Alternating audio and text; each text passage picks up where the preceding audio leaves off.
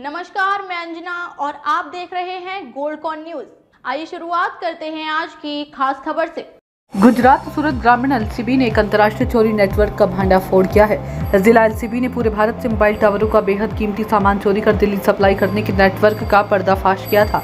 साथ ही 1 करोड़ 41 लाख रुपए के माल के साथ 4 आरोपियों को गिरफ्तार किया। एक मोबाइल टावर कंपनी में लंबे समय से काम कर रहे आरोपियों ने अधिक पैसे कमाने के लालच में कंपनी का सामान चुराने का नेटवर्क शुरू कर दिया। हालांकि इस नेटवर्क का पर्दाफाश सूरत डिस्ट्रिक्ट एलसीबी ने किया है। सूरत जिला एलसीबी ने एक गुप्त सूचना के आधार पर कडोदरा कामरेज रोड पर उभेल गांव के आसपास से 4 लोगों को पकड़ा। इन 4 लोगों में से सूरत पांडेसरा का कामिल रजा अंसारी नाम का व्यक्ति अपने दोस्तों के साथ सूरत जिला और देश के विभिन्न राज्यों में मोबाइल टावरों से कीमती पार्ट्स चुराता था और दिल्ली में सप्लाई करने की बात सामने आई। सूरत ग्रामीण पुलिस ने चारों की गिरफ्तारी की कड़ी पूछताछ शुरू की और पूछताछ में जो बातें सामने आई उसने सूरत ग्रामीण पुलिस को भी सोचने पर मजबूर कर दिया है। मुख्य सूत्रधार कामिल रजा अंसारी, जो सूरत शहर के पांडेसरा हाउसिंग में रहता है, वह खुद एक मोबाइल टावर कंपनी में फील्ड इंजीनियर के पद पर कार्यरत था। SFP कार्ड जो टावर में अहम माना जाता है, इसके जरिए विदेश से कनेक्टिविटी मंगाई जाती है। चोरी का माल दिल्ली भेजा जाता था तो वहां से UPI के जरिए पेमेंट किया जाता था। दिल्ली में रहने वाले कामिल अंसारी अर्जुन पाल सिंह, जो 3 करोड़ का माल चुराने के बाद वांटेड है, ये सारा सामान वह कुरियर से भेजता था तथा अर्जुन पाल सिंह चुराए गए SFP कार्ड से फिक्स पैसे UPI माध्यम से कामिल रजा अंसारी को भेजता था। चोरों का ये गिरोह सूरत के ग्रामीण इलाके कडोदरा, मांडवी और वडोदरा, वाघोड़ा, मुंद्रा, महाराष्ट्र, MP, राजस्थान, हरियाणा, उत्तराखंड समेत 7 से ज्यादा अलग अलग राज्यों में चोरी की वारदात को अंजाम दे चुका है।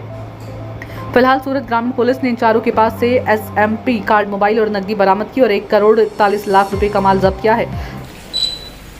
सूरत ग्राम्य जिल्लाમાં માંડવી અને કડોદરા ખાતે મોબાઈલ ટાવરમાં એક ટાવરથી બીજા ટાવરમાં વોઇસ કોમ્યુનિકેશન ટ્રાન્સફર કરવા માટેની જે ઇમ્પોર્ટન્ટ ચિપ છે, જેનું નામ SFP ચિપ કહેવાય, એની 2 ચોરી થયાની હકીકત ધ્યાને આવતા લોકલ પોલીસ તેમજ LCBની ટીમ આ ગુના કઈ રીતે બને છે, કોણ કરે છે, એની તપાસમાં લાગેલ। ગુનાવાળી જગ્યાની વિઝિટ કરી અલગ અલગ જગ્યાના ટેકનિકલ અને ઇલેક્ટ્રોનિક એવિડન્સીસ ઉપર ધ્યાન રાખી તેમજ હ્યુમન ઇન્ટેલિજન્સનો પણ ઉપયોગ કરતા સુરત રૂરલ LCBને આ ગુના શોધવામાં સફળતા મળેલ અને એ ગુનામાં જે અંજામ આપનાર જે મુખ્ય આરોપી છે કામિલ રઝા અંસારી, જે પાંડેસરા સુરત શહેરમાં રહે છે અને મૂળ બિહારનો વતની છે, એ પોતાના સાગરીતોના માધ્યમથી આ અલગ અલગ કંપનીના ટાવર, જેમાં એરટેલ, નોકિયા, સિસ્કો એ વગેરેના ટાવરમાંથી સુરત રૂરલના માંડવી, કડોદરા, વડોદરા રૂરલનું વાઘોડિયા તથા પશ્ચિમ કચ્છના મુંદ્રા વિસ્તારમાંથી 4 જગ્યાએ ચોરી કરેલાની હકીકત મળેલ અને આ ચોરી કરેલ ચિપ એ કુરિયરના માધ્યમથી દિલ્હી બેઠેલા એક આરોપીને અર્જુન પાલ નામના વ્યક્તિને મોકલવાની હકીકત જાણ થતાં LCBની ટીમ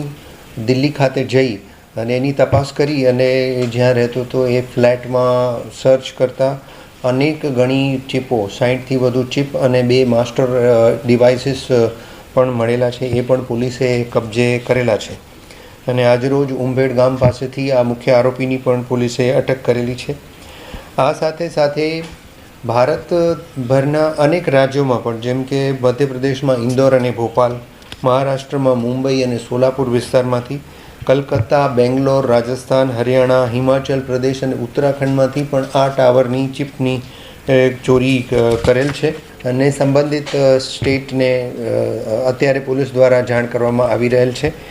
આ દિલ્હીથી મુદ્દામાલ પહોંચ્યા પછી ત્યાંથી અર્જુન પાલ નામનો ઇસમ UPIના માધ્યમથી પૈસા મોકલતો હતો અંસારીને અને એ પોતાના સાગરીતોને પૈસા આપતો હતો।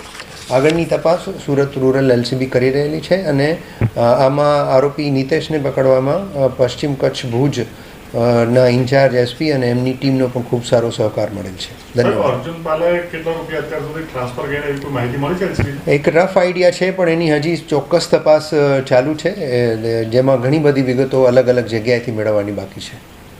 અર્જુનપાલ સાહેબ આ ડિવાઇસીસ કોને વેચતો તેવું કરતું? એ અર્જુનપાલ પકડાશે ત્યારે જ ખબર પડશે, કારણ કે પોલીસ એ ડિવાઇસ વેચી અને સગે વગે કરે એ પહેલાં જ ધરપકડ કરેલી છે અને આ જે મુખ્ય આરોપી જે અંસારી છે એની પણ હજી ફર્ધર ઇન્ટ્રોગેશન ચાલુ છે, એટલે 2 જણની ઇન્ટ્રોગેશન પછી આ બાબતે આપણને માહિતી મળશે। मिलते हैं फिर एक बड़ी खबर के साथ। तब तक के लिए धन्यवाद। देखते रहिए गोल्ड कॉइन न्यूज। अगर आपको हमारी वीडियो पसंद आई हो तो चैनल को लाइक करें और सब्सक्राइब करें और नई वीडियो अपडेट प्राप्त करने के लिए बेल आइकन पर क्लिक करें।